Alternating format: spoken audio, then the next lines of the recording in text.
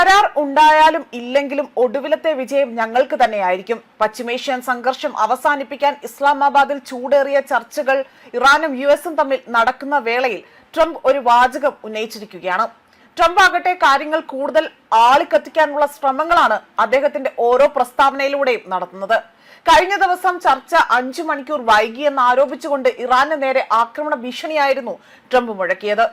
ഇതെല്ലാം ചർച്ചയെ പ്രതികൂലമായി തന്നെ ബാധിക്കുമെന്നതിലും സംശയമില്ല. ചർച്ചകൾ പുരോഗമിക്കുമ്പോൾ അന്തിമ തീരുമാനം വരുന്നതിന് മുൻപേ തന്നെ ട്രംപ് ആകട്ടെ ഈ ചർച്ച വൻ വിജയമാണ് എന്നതാണ് വിശേഷിപ്പിച്ചിരിക്കുന്നത്. അതായത് ഈ യുദ്ധത്തിന്റെ ക്രെഡിറ്റ് തനിക്ക് തന്നെ കിട്ടണമെന്ന വാശി ഇപ്പോൾ വീണ്ടും ട്രംപിന് ഉണ്ടായിരിക്കുന്നു. ആയതിനാൽ തന്നെ സ്വയം ഓരോ അവകാശവാദങ്ങൾ ഉന്നയിക്കുകയാണ് ഇവിടെ ചെയ്യുന്നത്. ഇതാകട്ടെ ഇറാനിലെ അടക്കം ജനങ്ങളിൽ വലിയ രീതിയിലുള്ള ആശങ്കകൾ ഉണ്ടാകാനുള്ള അല്ലെങ്കിൽ അവരുടെ മനസ്സിലേക്ക് ആശങ്കകൾ കോറിയിടുന്നതിന് തുല്യമാണ് എന്ന വിലയിരുത്തലാണ് പുറത്തു വന്നിരിക്കുന്നത്.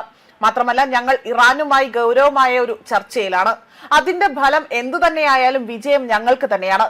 സൈനികമായി ഞങ്ങൾ അവരെ പരാജയപ്പെടുത്തി കഴിഞ്ഞുവെന്നും ഇനി ഒരു കരാർ ഉണ്ടായാലും ഇല്ലെങ്കിലും തനിക്ക് ഒന്നുമില്ല എന്നും വ്യാജ വാർത്തകൾ നിങ്ങൾ വിശ്വസിച്ചാലും ഇല്ലെങ്കിലും ഞങ്ങൾ ജയിച്ചു കഴിഞ്ഞു എന്നതാണ് വാസ്തവം എന്നതാണ് ട്രംപ് ഇപ്പോൾ പറഞ്ഞിരിക്കുന്നത്.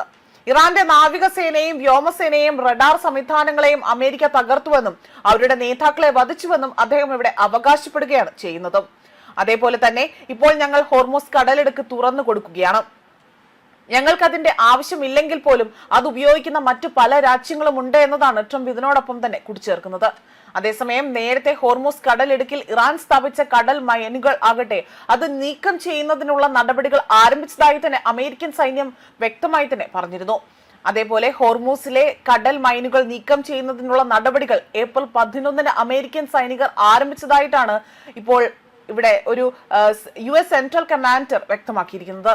അതേസമയം അമേരിക്കയുടെ ഈ നീക്കത്തോട് ഇറാന്റെ ഭാഗത്തു നിന്നും ഒരു തരത്തിലുമുള്ള പ്രതികരണം ഉണ്ടായിട്ടില്ല എന്നതും വാസ്തവമാണ്. അതേസമയം ഇറാൻ US നയതന്ത്ര പ്രതിനിധി ചർച്ചകൾ ഇസ്ലാമാബാദിൽ ആരംഭിച്ച വിവരങ്ങൾ പുറത്തു വന്നിരുന്നു.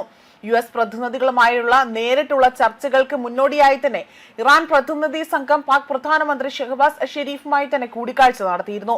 ഇറാൻ US പ്രതിനിധികൾ മുഖാമുഖം ചർച്ചകൾ നടത്തുമോ എന്ന കാര്യം അവ്യക്തത വരുന്നത് വലിയ ഒരു ചർച്ചകൾക്കും വിവാദങ്ങൾക്കും വഴിവെക്കാനുള്ള സാധ്യതയുണ്ട് എന്ന് തന്നെയായിരുന്നു നിരീക്ഷിക്കപ്പെട്ടിരുന്നത്.